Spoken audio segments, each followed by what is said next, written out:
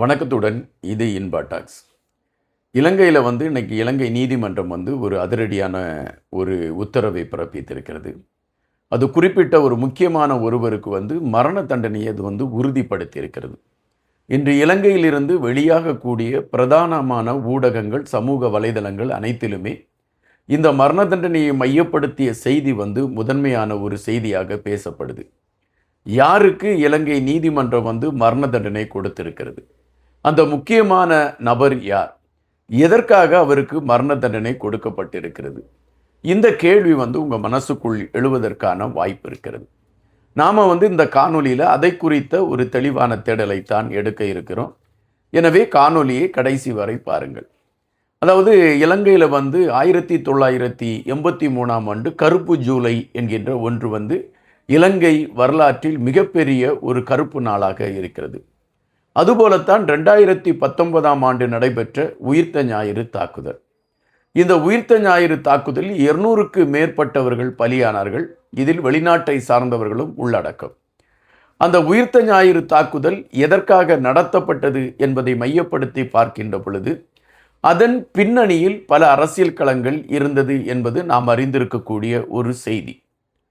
குறிப்பாக தற்பொழுது வந்திருக்கக்கூடிய சில செய்திகளின் சாராம்சத்தை வைத்து நாம் அதை உணர முடிகின்றது.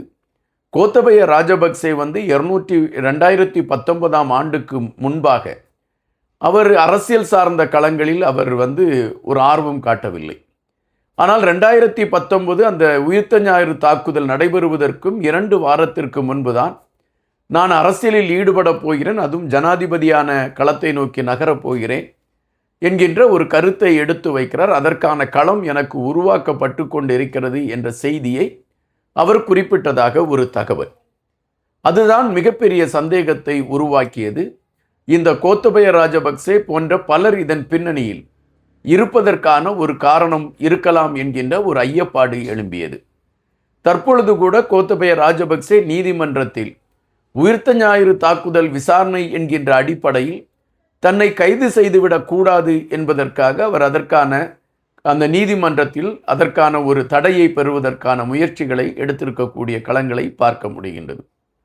அதுபோல இந்த உயிர்த்த ஞாயிறு தாக்குதலை மையப்படுத்தி நடந்து கொண்டிருக்கக்கூடிய விசாரணைகள் ஒரு கட்டத்தில் அவைகள் வேறொரு குணத்தை நோக்கி நகர்ந்து கொண்டிருக்கின்றன.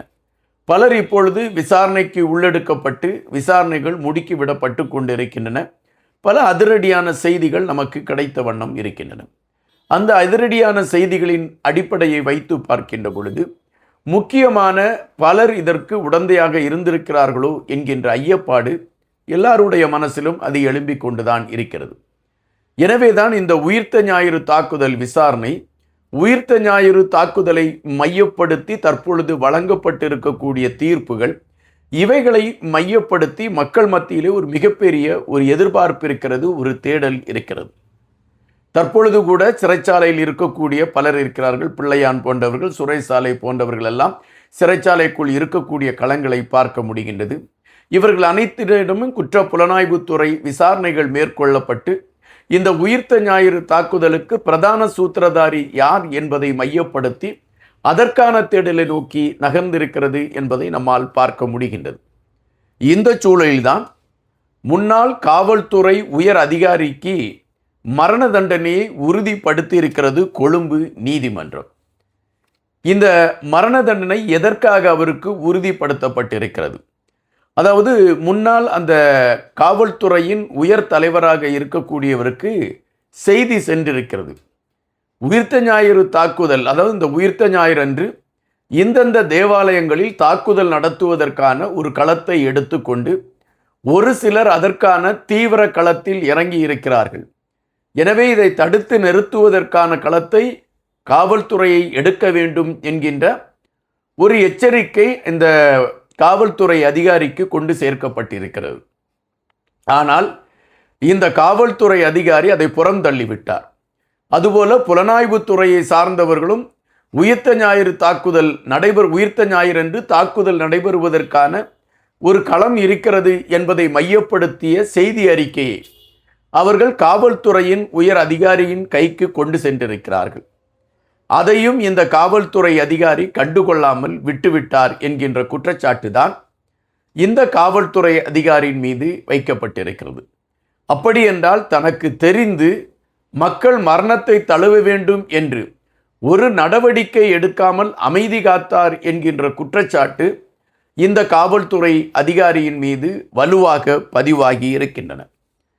இந்த வழக்கை மையப்படுத்திய விசாரணைகள் எடுக்கப்பட்டு இந்த காவல்துறை அதிகாரி தவறு செய்தார் என்பதை முன்னிலைப்படுத்தி அதற்கான விசாரணைகள் முடுக்கிவிடப்பட்டு இவருக்கு தீர்ப்பும் வழங்கப்பட்டிருந்தது. ஆனால் 2022ஆம் ஆண்டு அந்த தீர்ப்பு ரத்து செய்யக்கூடிய களத்தை இவர் எடுத்த வழக்கின் காரணமாக அது ரத்து செய்யப்பட்டது. ஆனால் அதன் பின்பு சட்டமா அதிபர் நீதிமன்றத்திற்கு மேல்முறையீடு செய்கிறார்.